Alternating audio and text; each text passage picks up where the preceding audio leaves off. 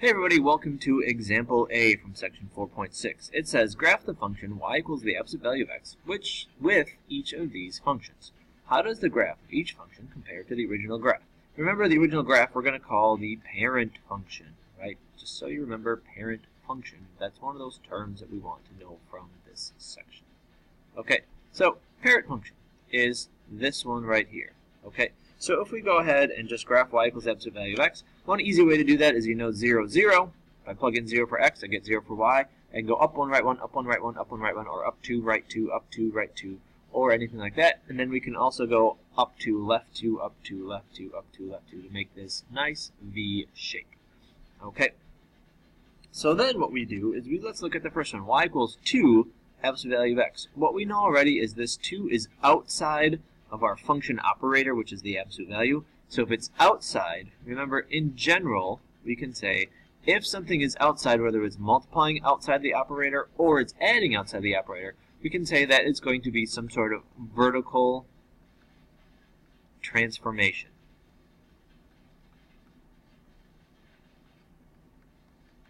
Okay, so outside is going to give us a vertical transformation. So that 2 outside is going to either stretch it or shrink it vertically. Okay, so we have our original here, and the 2 means that we're going to take whatever we have for x, multiply it by 2, and then that's going to be our new y value. So if x was 1, multiply it by 2, now it's going to be, or I guess if x was 2, multiply it by 2, and now y is going to be 4, right? Because 2 times 2 is 4, and if x is negative 2, absolute value, make it positive 2, and then multiply by 2 to get to 4. So this should be a vertical stretch here. So we've taken each of our points, and we've moved them up. Right, we've taken this one and we moved it up. We take this one and move it up. We take any of our original ones and now we're just moving it up. That way we get looks to be a skinnier graph, right? But all we're really doing is taking each value here and just sliding it up, multiplying it by 2. So normally it was 2, now it's 4. This normally was 4. Our new function is now y value is now 8. Okay, so that's what that first one does. It's a vertical stretch by a factor of 2. So for part A, I'm just going to write my answers over here because I kind of wrote all over everywhere already. So we can say A, it's a vertical stretch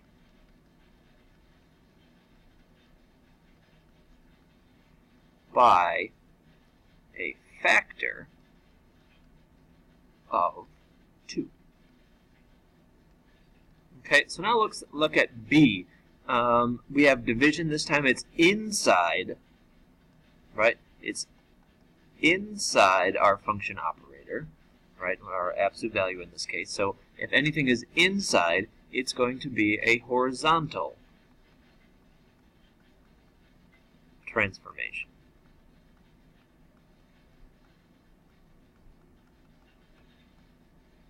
Okay, so this divide by 3 means, well, what's going to happen? We're taking whatever x value we had and we're dividing it by 3, and that's going to be our new y value. Okay? So we have this x value that was originally, let's say, 3, and now we're going to divide it by 3, and we're going to get a y value of 1. Okay, so we're going to take each one of these, and each one of our x values, divide it by 3, then take the absolute value. There's our new y value. Okay, so we take our normal values, and look what happens. Does it stretch or shrink? Or could we say compress? So it looks like it's kind of not nearly as wide as the other one was, right? So we take some values and we say, well, now we got to take this original one. It kind of looks like it's going down, but really we're saying we can take these values and we're going to move them horizontal. And one way to think about this is to say, maybe if I move this over a little bit, we're replacing our x value with x divided by 3, right? This x value is being replaced with x divided by 3. That means this thing that was here is we're replacing it with 6 divided by 3 now gives us 2. So we're kind of taking this original one and we're stretching it out horizontally. So dividing by 2 is going to stretch it out horizontally, which is maybe the opposite of what you think. You think if I multiply by 2, it would stretch it out horizontally. But just like adding or subtracting inside our operator, it kind of does the opposite of what we think. So this one has a horizontal stretch by a factor of 2. Right? You divide by 3 and you say, I think that would make it skinnier, but in fact it makes it wider because we're dividing instead of multiplying. We're replacing x with x divided by 3. So the x divided by 3, meaning 6, will give us the same value, y value, as 2 in the original. Alright?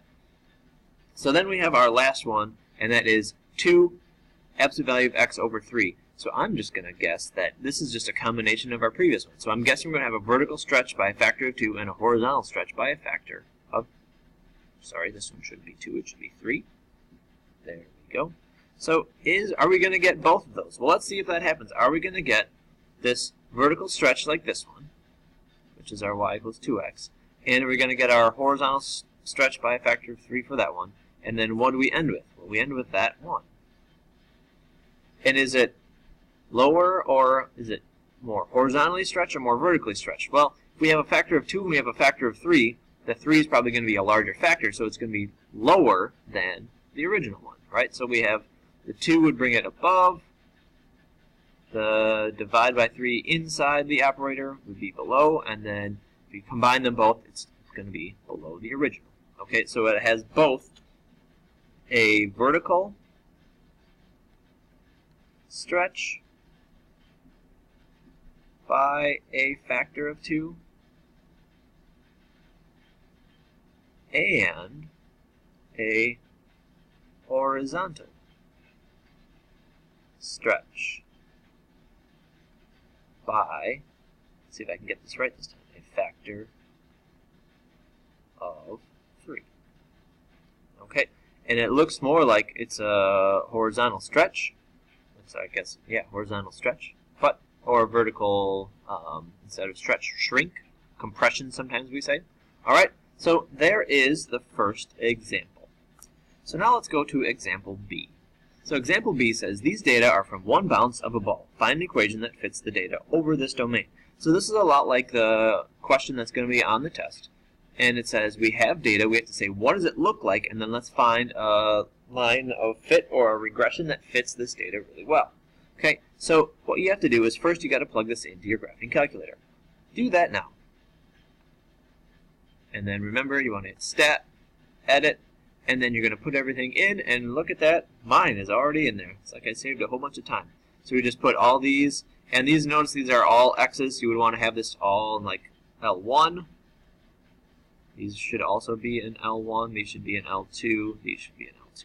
Alright, so we should have all of this data in here, and I have it all in here. Okay, so then after looking quickly to say, what's my smallest x and largest x, I should probably go between 0 and 1.2. Smallest y is probably going between 0 and 0 is also the lowest, so what's the highest it gets to? Looks like it gets to 0.6, and then maybe a little bit higher, so I probably want to go a little bit higher than 0.6. So if I go to my window, 0, 1.5, 0, and 1. Okay, let's see if I can hit my graph. So I hit graph, and there are my points. So then you say, well, what does this seem to follow? It seems to be a parabola, but normally a parabola opens up for our parent function, and the vertex is here. It looks like our vertex is going to be here, so we have to do a translation to the right and up to get to here, and then we have to do a reflection, so that way instead of opening up, it opens down. Alright, so what we can do now is let's go to Stat, and let's go over to Calculate. And we want to be able to calculate some sort of regression.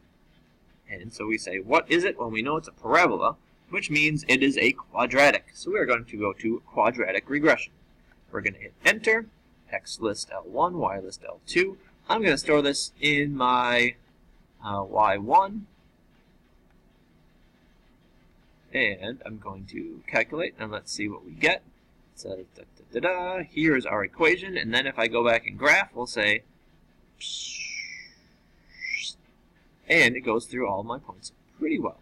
Alright, so if I go to second mode, let's see if it's still there. It's not. But I can type in my equation right here, or just so that way if you want to do it again. Second, calculate, go down to find the correct one that we have, which is a quadratic. Hit Enter, Enter, Enter, Enter, Enter, Enter, and there's the equation. So if we want to write an equation for our quadratic, it'd be negative 5.3 x squared. Our leading coefficient is negative, which makes the parabola open down, which is a good thing. This b is 9.23, and this c is negative 3.36. Okay, so if we just write these numbers into the equation, we can do that. So we'll do that for part B. We're just going to round it to that's okay if we round it, negative 5.37. So our equation here could be y equals negative 5.37 x squared.